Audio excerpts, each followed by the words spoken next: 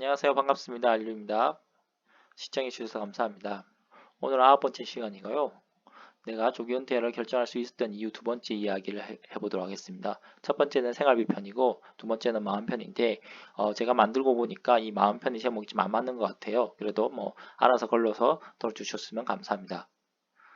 먼저 감사 말씀을 드립니다. 그 일주일 사이에 보니까 구독자가 13분이 늘어났어요. 정말 놀라운 성적이고요. 그래도 아직 구독하지 않으신 분은 뭐 구독 부탁드리고요. 그리고 좋아요 영상 부탁드립니다. 본 영상과 채널은 소통이 메인이기 때문에 질문이나 조언 등 댓글을 달아주시면 언제나 환영합니다. 먼저 시작하겠습니다. 저는 항상 고민하는 게 무엇을 할 것인가에 대한 질문을 많이 해요. 그러니까 어떤 삶을 살 것인가에 대한 질문인데 이것을 평생 가져라 저는 생각하고 있어요. 그래서 결론을 내려보면 저는 이제 주체적인 삶을 살아야 된다고 보고 있습니다. 이런 주체 사상 말고요. 자기가 중심인, 자기가 메인인 삶을 살아야 된다는 거죠.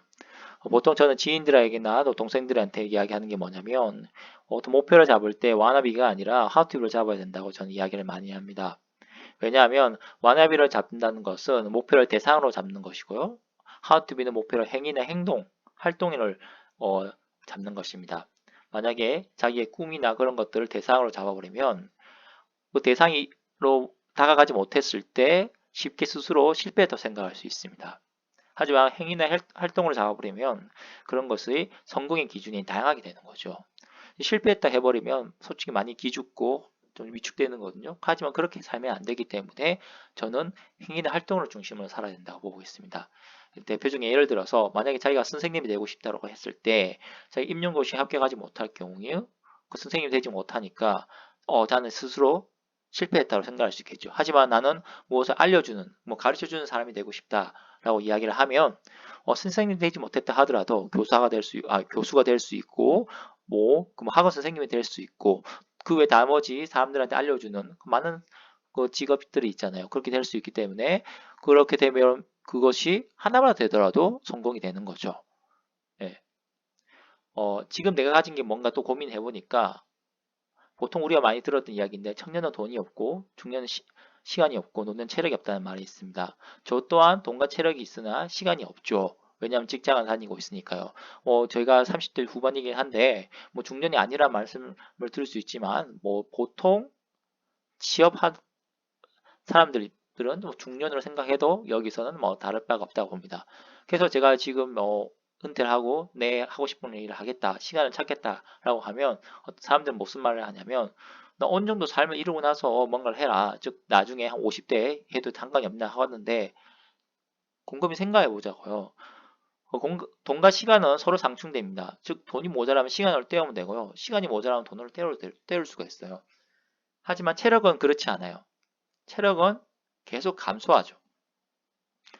늙어서 그러니까 줄어든 체력을 나중에 어떻게 보완을 할 수 없어요. 서서히 감소하니까. 아무리 돈과 시간을 투자한다 하더라도 그것을 보완을 할 수 없어. 그 이상을 가질 수 없다는 거죠. 그러면 우리가 뭔가를 하고 싶을 때 어떤 꿈을 가지고 있을 때 체력이 없어서 못하는 경우가 많이 생길 수 있다는 거죠. 저는 그것이 싫습니다. 그래서 뭐 막연한 두려움, 걱정, 불안함이 없냐 생각할 수 있는데 개인적으로는 감당 가능한 것까지만 걱정하는 것이 맞다고 봅니다. 예, 그 감당 가능한 것은 이런 돈과 시간, 체력으로 대부분 대응이 가능하죠. 그럼 감당 가능할 수 없는 그 예측 불가하고 그런 것들은 어떻게 되냐? 우리가 어떻게 할 수가 없어요. 무슨 일이 일어날지 모르니까 그것에 대해서 대응할 수 자체가 없죠. 준비할 수 없죠. 하지만 그 그 일이 일어나면 뭔가를 대응을 해야 되겠죠. 그것은 그 많은 경험과 지혜, 그 자기의 그 상황에 따라서 그 대응책을 찾는 순발력이 좀 필요하다고 봅니다. 그러니까 어떤 일을 우리가 예상하지 못한 일이 일어났으면 그때 그 상황을 빨리 캐치하고 분석하고 그것을 대응해야 되는 거지. 그 이전에부터 우리가 어떤 것을 할 수 있다는 것은 좀 어렵다는 거죠. 예를 들어서 급작스러운 전쟁이나 전염병들이 있겠죠. 뭐 대표적인 뭐 예를 들면 전염병 같은 경우는 코로나19 같은 게 있고요. 급작스러운 전쟁 같은 경우에는 뭐 아프가니스탄 사태 같은 게도 있겠죠. 네, 갑작스럽게 카불까지 뭐 점령될 줄 알았겠습니까, 그 사람들이? 그럴 때 어떻게 대응해야 되느냐는 그 상황에 맞춰서 해야 된다는 거죠. 뭐 어떤 그 이야기를 할 수 있을 거예요. 코로나19 터졌을 때 어떤 직장인 회사가 뭐 현금을 많이 가지고 있으면 그나마 대응 가능한 게 아닌가. 맞다고 봅니다. 하지만 현금이 없는 상황이 될 수 있거든요. 그러면 그 회사가 다 망하느냐? 그건 아닙니다. 그렇기 때문에 그 상황에 맞게 잘 대응해야 되는 거지. 예측 불가하고 어려운 것들을 우리가 지금 이 상황에서 고민하고 걱정해봤자 답이 없습니다. 제가 예전부터 제가 하고 싶은 게 뭔가 그걸 생각해보면 10대와 20대 목표를 고민해보니까 제가 원하는 직종이 세 개가 있어요. 예, 크게 세 가지가 있는데 그 세 개하고 그 다음에 집을 가지는 게 있고요. 제가 왜 집을 가지고 싶은지는 잘 모르겠어요. 근데 20대 초반부터 그런 꿈이 있더라고요.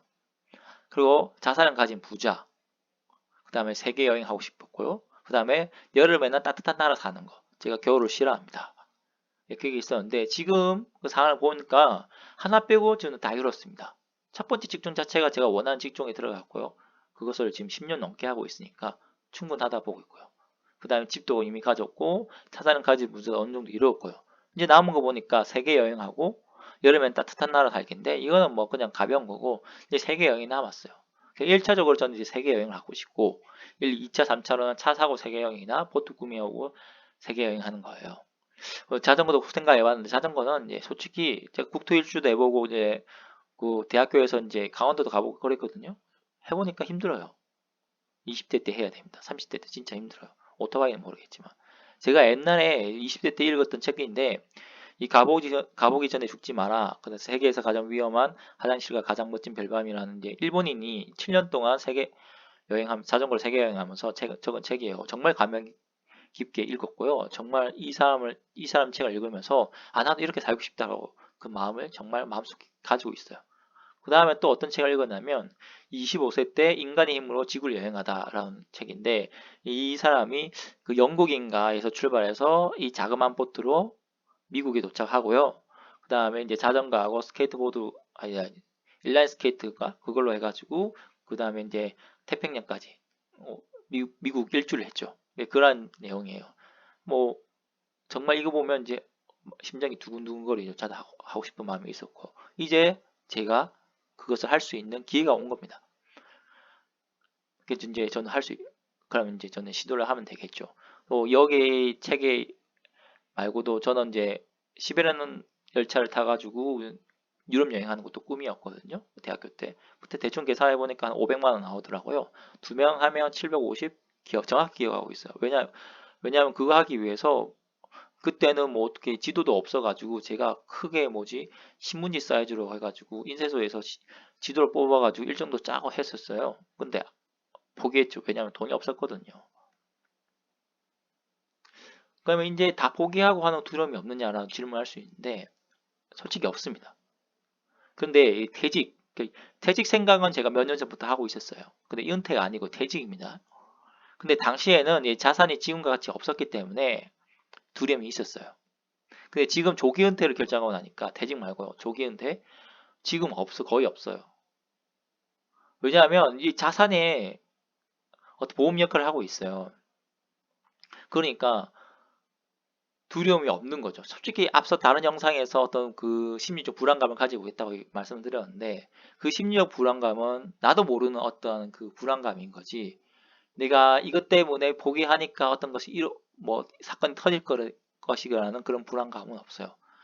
이게 뭐 자산이 있으니까 그 자산이 보험 역할을 하니까 두려움이 없다라는 말 듣고 누군가는 재수 없다고 이야기할 수 있겠는데 이게 상당히 이론적인 내용이에요. 보통 그 회사를 다니면서 자기가 어떤 회사를 차리고 싶다. 그러니까 뭐 자기 사업을 하고 싶다는 사람이 회사를 그만두고 사업을 차리는 것보다는 회사를 다니면서 그 회사에서 안정적인 그 급여를 받으면서 자기 사업을 준비하는 게 더 성공에 가깝게 이루더라. 그런 내용이 있습니다. 그렇기 때문에 이런 보험은 정말 중요합니다. 저는 이제 많은 직장을 포기하기 때문에 직장과 여러 가지 것들 혜택을 포기하니까 그 외에 원래 그러한 역할을 할 만한 것이 필요하고 그것이 이제 제가 자산이 그 역할을 하는 거죠. 결론을 내리면 제가 무엇을 할 것인가에 고민해보면 전 주체적인 삶을 사는 게 중요하다고 보고 있고요. 그리고 어떻게 살 것인가를 고민해보니까 지금 제가 돈하고 체력은 있는데 시간이 없잖아요. 그리고 지금 내가 옛날에 이루고 싶은 걸 대부분 다 이뤘는데 이제 세계 여행을 못 이뤘어요. 그러면 어떻게 살 것인가 고민해 아니 세계 여행을 해야 되겠다라는 결론을 낸 거죠. 그리고 현재 이 자산이라는 보험을 가지고 있기 때문에 그나마 두려움 없이 진취적으로 결정할 수 있었다라는 것입니다. 오늘 여기까지고요. 다음 이야기는 제가 지금 조기 은퇴를 결정하고 나서 지금 준비하는 것들에 대해서 몇 가지 짧게 나눠보도록 하겠습니다. 오늘 시청해주셔서 감사합니다.